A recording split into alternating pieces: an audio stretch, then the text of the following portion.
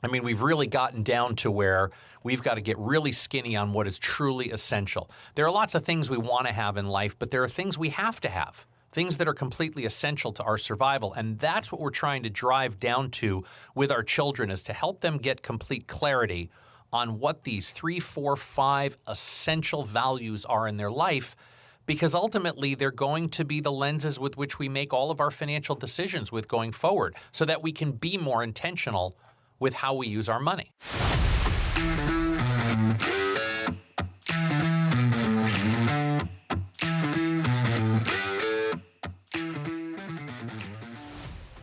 Did you know that we have 3 very complicated, interconnected relationships that when one gets a little out of whack, it might affect the other relationships? Ooh, what are those? Your relationship with money, your relationship with people, and your relationship with self. Wow, sounds like there's a lot there. The intersection of those 3 relationships is what we call financial sobriety. Maybe we should introduce ourselves. What do you think? Oh, that's a good idea. Jim Gebhardt. And I'm Matthew Grishman. We are the co-creators of the podcast, Financial Sobriety. Well, and you're the author of the book, Financial Sobriety. Well, which led to the podcast. Let's go. Have I ever told you that I've got a pretty complicated relationship with money? I'm just learning that. You're just learning that now? That's good. I'm glad you're finally catching up with me. It's just so fun to see how so many people, well, you're not alone. I'm not? In our private practice, this is one of the most interesting parts of the work that we do with the clients that we serve, is getting to know and unpack those complicated relationships. Oh, let me tell you, brother, when you first talked to me about how complicated my relationship with money was, and that there was potentially a solution to help me simplify my relationship with money, holy cow, did you get my attention. And here we are years later with a process to help people simplify their relationship with money, and it starts with something we call the Clarity Compass. This is probably my favorite part of what we do, and I'm so glad we're able to bring it into a conversation that parents can start having with their children. When you can connect your core values, what's most important to you, with your financial resources and keep them in alignment, life begins to get much simpler. Holy cow. And with all the noise, with all the distraction, with all the comparison that exists for kids today, how great would it be for them to start to have this foundational footing where their money, perhaps how they earn their money, perhaps how they spend their money, how they give away their money, is in alignment with who they are as people. Whew. I can't wait to hear more about that. That's a powerful concept for adults. Yes. Because how many times in our conference room have we had grown men and women in 2 or 3 minutes when we go down this path sobbing like babies? Yeah. Like they're little children. Because it is such an emotionally charged topic. Yes. Let's do something that few will do and have conversations with our kids today about this clarity exercise and what are those 3, 4, 5, 6 principles that are the most dear to you, and have your money start to be in alignment with that. Well, Amy and I were having this conversation last weekend where if we could go back and talk to our 20-year-old selves and we could only tell them one thing, what would it be? It was a fun conversation because, as you might imagine, it was more than one thing. And within the top 5 choices on both of our lists was to go back to that 20-year-old version of ourselves and suggest be more intentional with how you use your financial resources. Ooh, that's a good line. We should use that. We should use that, and let's talk about it, what the Clarity Compass can do to help us become really intentional with how we use our financial resources. Welcome back to Financial Sobriety. We got a lot more to talk about on Teach Your Children. Class is in session. Yeah, you said that last time. I like that. That was good. So it's summertime, but what a great time. The kids are home. They're out of school. They're in between. They graduated high school. They graduated college. What a great time to sit with them. They graduated 4th grade. Promoted from 4th or 8th grade. I hate the term graduation in 8th grade. Yeah. I know. That's why you did that. I know. It's fun to bait the hook every once in a while. Thank you. I took that hook and sinker. So we've been on this theme of the wonderful Graham Nash song, Teach Your Children. And in this context of financial sobriety, it's in teaching your children about money. The classroom is teaching them about the concept of cash on hand, teaching them about the mistakes that you and I have made with money, or our spouses or other family members have made with money, so that they learn. They learn by experience. They learn by making mistakes, as we told the funny ha-ha story, although not really, on Emily and her custom Nikes, and learning from that mistake and the ability to learn on smaller amounts before either they've earned or somehow they're bequeathed larger amounts. Yeah, but let's be impossible to misunderstand. Something Lucas said to me at 14 years old that I've shared with you before that is worth resharing. I was speaking with him about some of the biggest mistakes that I had made in life as I was watching him make some choices that could be detrimental to his future, to his life. And the comment he made to me was, Dad, there's only so much I can learn from your mistakes. Sometimes I just need to make them on my own. Yeah. And that's awesome. And so by no means have I developed an expectation that by sharing my mistakes with my children, it's going to cause them to avoid mistakes. But as I've gotten older, I've definitely gotten better at learning about other people's mistakes and making choices as a result of them. So even though I was planting a little seed for him at that point, I am hoping at some point that the mistakes that I share with him or that he's observed me make, then I own them and fix them, and he watches me fix them, like when he watched me take $12,000 in cash and buy a car with it. That was one of the greatest financial things he's ever seen me do. And I think that's a direct result as to why he walks around with cash in his pocket now versus swiping and bleeping and clicking and doing all those things to buy stuff. Awesome. So where do we go from the cash conversation? We've talked about mistakes. We've talked about how to create more intention with spending, with investing as a result of creating this tangibility through cash. I think there's a few more topics we've got to cover in this category of teach your children. Yeah, and a concept that we've talked about in prior episodes, we are going to now reframe and repackage for kids. And it's the Clarity Compass. It's the Clarity Compass exercise. It's the Clarity Compass action plan. And how can we use this in a DIY way for you with your kids? And they've got to be, somewhat old enough to be able to, maybe, 10, 12 years old. Yeah. And above, to be able to kind of go through the exercise. It's a natural follow through from the tangible cash exercise. I mean, going back to the story I told last episode about Marcus and his takeaway from walking around with $5,000 in his pocket, he shared with me how much more intentional he was going to be with his money, which really opened up this conversation, which I teed up with him about really getting clear on the core values that meant the most to him in life, which is really what the exercise of the Clarity Compass is all about. It's about looking at all of these different things that are super duper important to us and being able to, through the process of elimination, whittle it down to these 3 or 4 core personal principles, personal values that mean the most to us, which then serve as these filters with which we make financial decisions. In Marcus's case, it was pretty simple. It was first and foremost all about his education. It was all about his transportation. It was all about his family.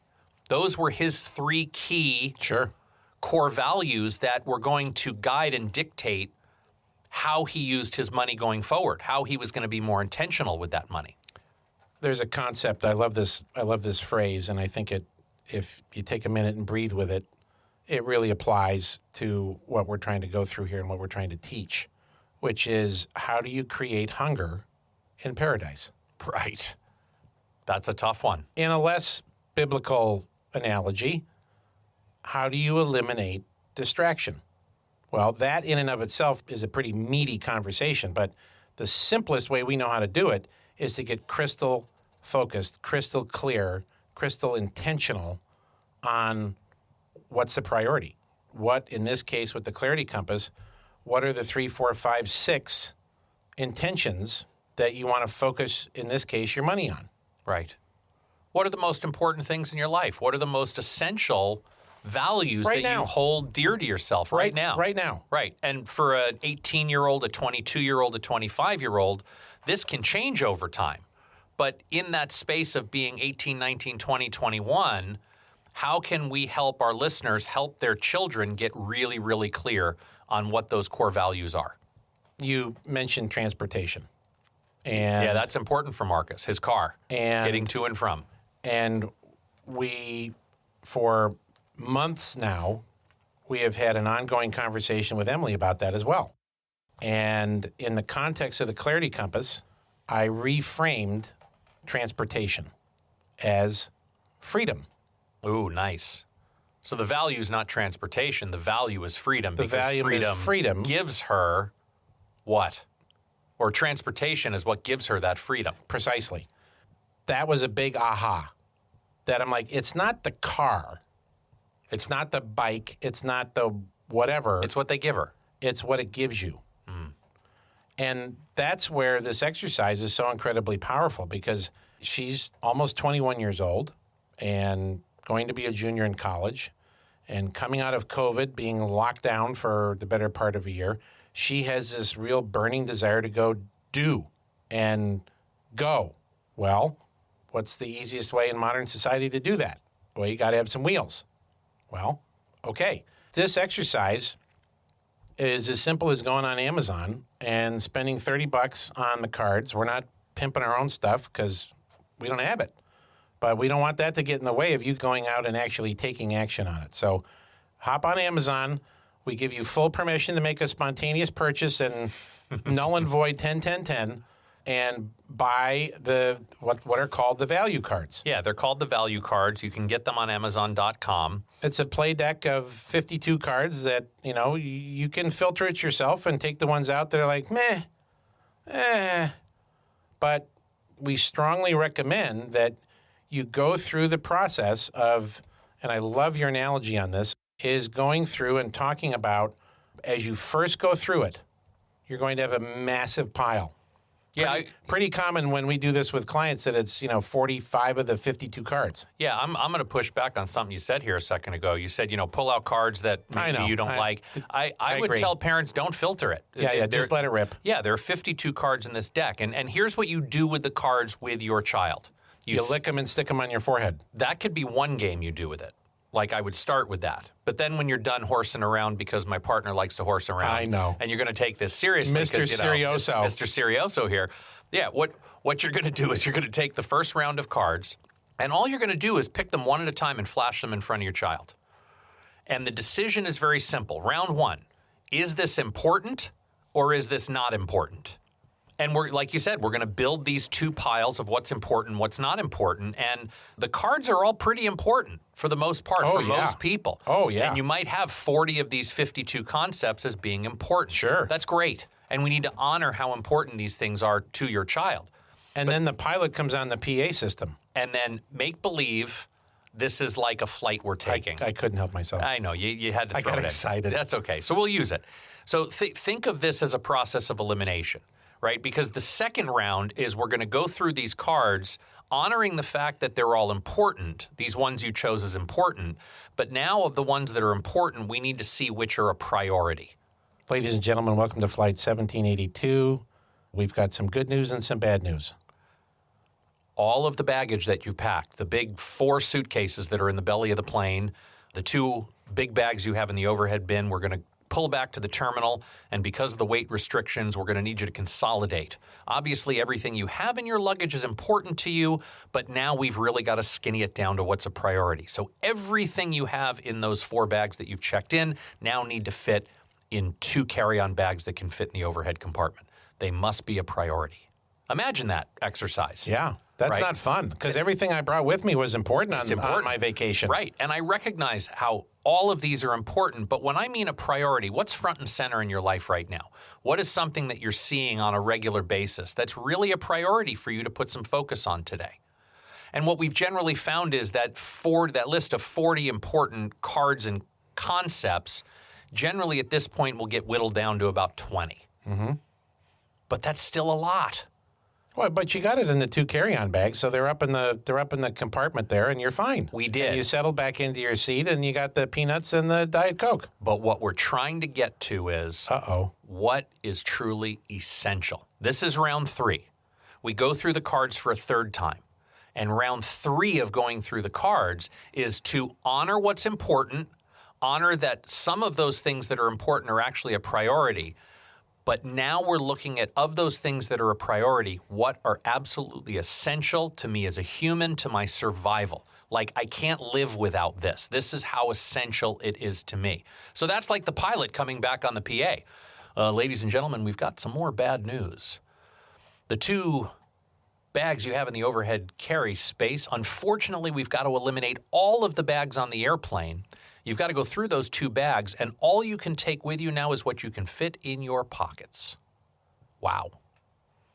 So what we're talking about is basically a toothbrush and a passport, right?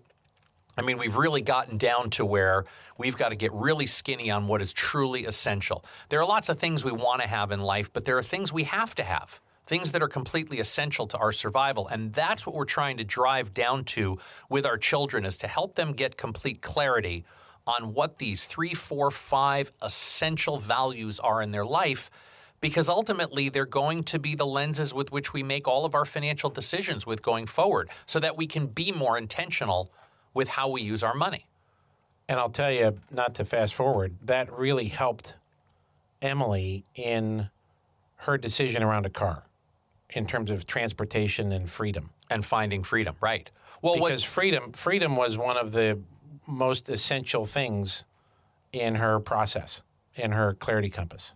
And what freedom means to Emily might be different than what freedom means to you or to me or to somebody else. Sure. That's what's so critical about this, is what does freedom mean to her? Well, and that's the question, right? That's the follow-on question to, once you come up with the essential list of values or principles, is then helping them define it. Because as you just said, your definition may be different than theirs. Right. What do these values look like in your life? What do they mean to you? What does freedom mean to you? What does family mean to you?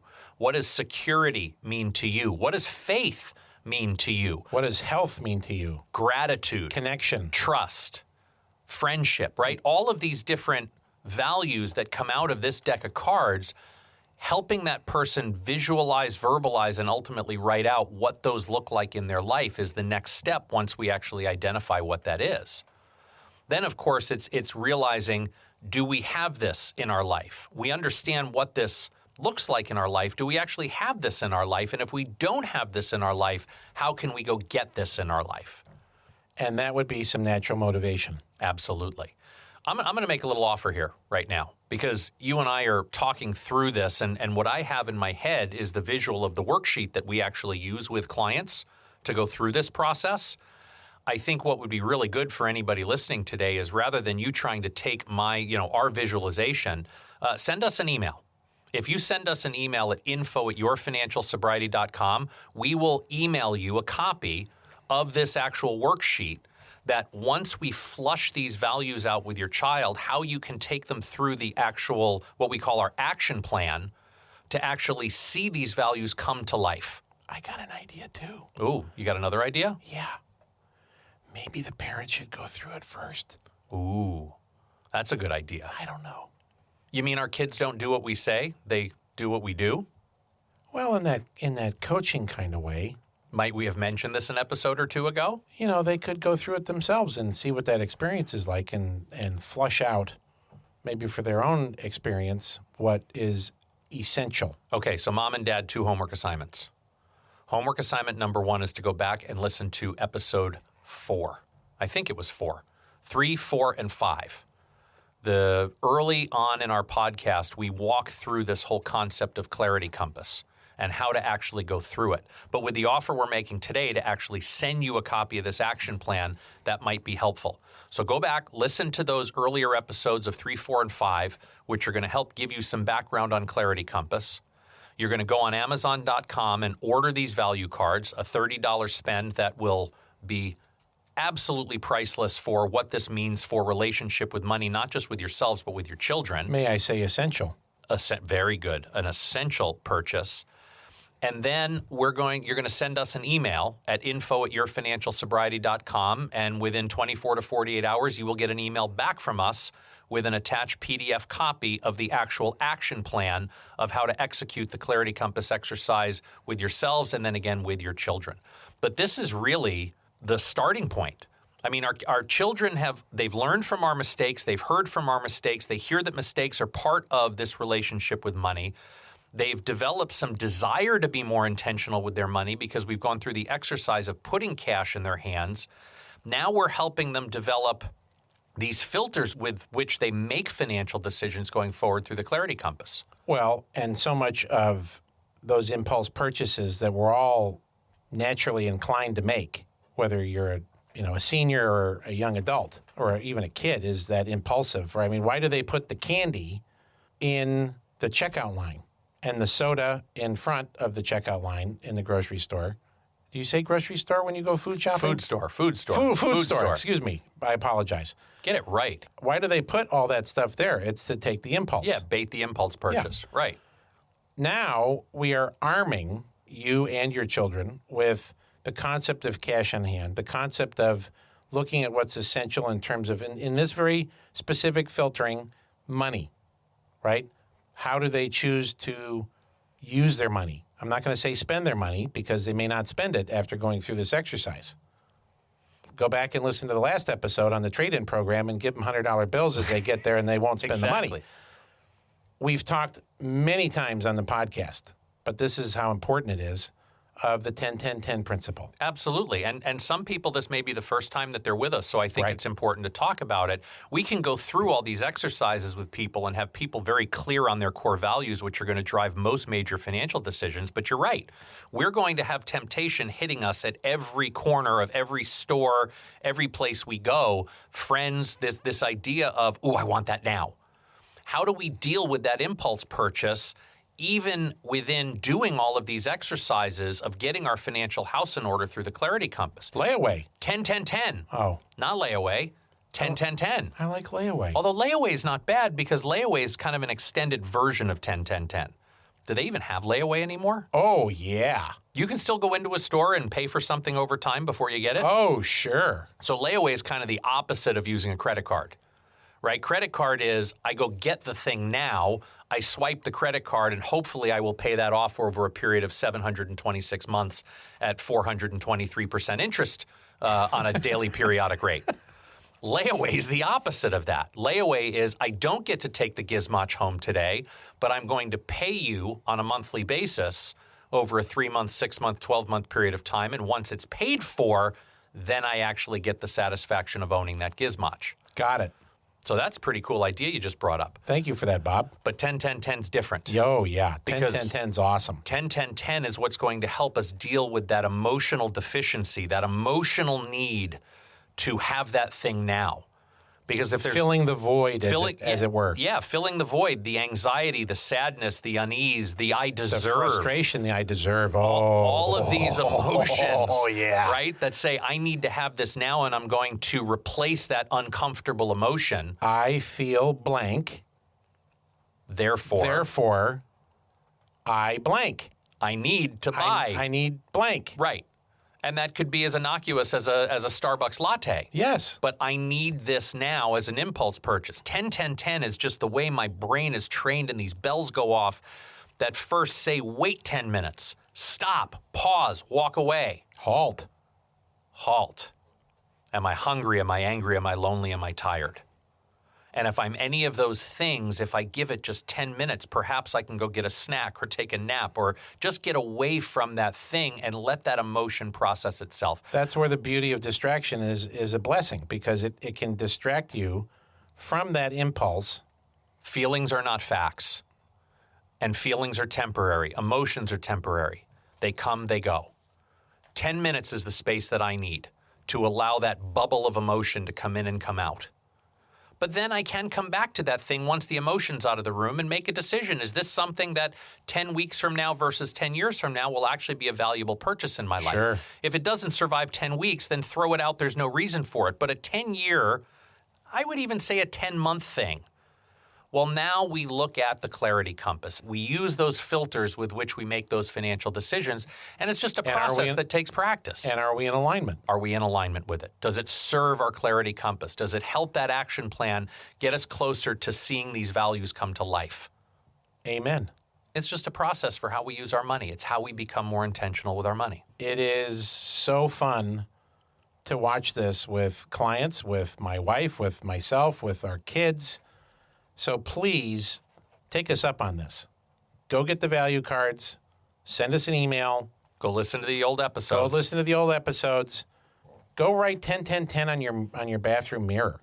Make it something that is on the refrigerator in the kitchen. And people ask you, what's that 10-10-10 thing? Get the label maker out, because my family, we're big label maker people. Yes. Make a label. And stick it everywhere. Well, where do you buy stuff? On the computer. Yeah. Or in your wallet if you're a cash person. 10-10-10. Yep. Put it on your computer. Just as reminders. Whatever you got to do, because, they make it so easy to go beep. Yep. And buy it. Absolutely. This is a great place to stop and press pause for a second, because what we didn't do in the beginning of the episode is address the fact that this is normally not a week that we would have a new episode. But, this concept of teach your children is so critical to get started on the right path. We've only got a few weeks that the kids are still home from school over the summer. So we got an episode in this week. We've got another episode coming next week. And now that we've kind of laid the foundation with things like Clarity Compass and the action plan that comes with it, we started with the value cards and just how to initiate that conversation with the children. We've even left some tools behind, like the 10-10-10 principle. Now we get into the blueprint a little bit. And that's what's going to come next week, is we start talking about the blueprint and the importance of this concept of pay yourself first. Once we develop that incredibly important habit, it helps us with so much more of the blueprint, like how to establish credit, how to maintain credit, all incredibly important stuff to be having conversation with your children. So thanks for joining us for a good one this week. We'll see you again next week. And with that, we'll call it a wrap. If you like what you heard, leave us a review and be sure to subscribe. And check out our website, yourfinancialsobriety.com. Thanks again for listening today. Here to help you find more clarity, confidence, and capability along your journey into financial sobriety. I'm Matthew Grishman. And I'm Jim Gebhardt. Be intentional with your money. Jim Gebhardt is a registered representative of and securities offered through Brokers International Financial Services, LLC, member SIPC. Jim Gebhardt and Matthew Grishman are investment advisor representatives of Gebhardt Group Incorporated, a registered investment advisor. Brokers International Financial Services, LLC, and Gebhardt Group Incorporated are not affiliated. The opinions in this podcast are for informational purposes only and are not intended to provide specific advice or investment recommendations. To determine which investments or financial advice may be appropriate for you, consult a financial advisor prior to investing. Any reference to market performance is based on historical information, and there is no expressed or implied guarantee of future performance. Opinions expressed on this program do not necessarily reflect those of Brokers International Financial Services, LLC. The topics discussed and opinions given are not intended to address the specific needs of any listener. Gebhardt Group Incorporated does not offer legal or tax advice. Listeners are encouraged to discuss their financial needs with the appropriate professional regarding your individual circumstance.